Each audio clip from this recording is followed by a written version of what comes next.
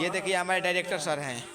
Hello, जय माता दी, हर हर Mahadev, sir, Shri Radhe Krishna. Sir, कैसे हैं आप सब? उम्मीद एक करती हूँ बेर, बहुत ही अच्छे होंगे। मैं भी एक बहुत बेर, ही हाँ दासा और खराब मैं ये देखिए बंधक बना के साला रोटी बनवा रहा है। वो बात तो अलग है सर, लेकिन ये देखिए पोस्ट प्रोडक्शन संभालने वाले हमारे डायरेक्टर साहब ये देखिए सनी बना सर। रहे हैं रोटी और इतना देखिए हमको बंधक बनवा के रोटी बनवा रहा है, पेमेंट नहीं दे रहा है। कहा जाता है कि पर्दे के ऊपर जो हीरो हीरोइन बनते हैं उसके पीछे डायरेक्टर जी लोग का हाथ होता ये है, देखिए। लेकिन यहाँ पे खाने के बाद हीरो हीरोइन डायरेक्टर बनाते हैं, आज रोटी बनाते आज हैं। रोटी भी डायरेक्टर ही बना रहे हैं। देखिए सर हमारे रोटी बना रहे हैं और लड़कियाँ क्या रोटी बेलेगी, उससे भी हाथ स्पीड ज़्यादा ही स्पीड है सर का हाथ।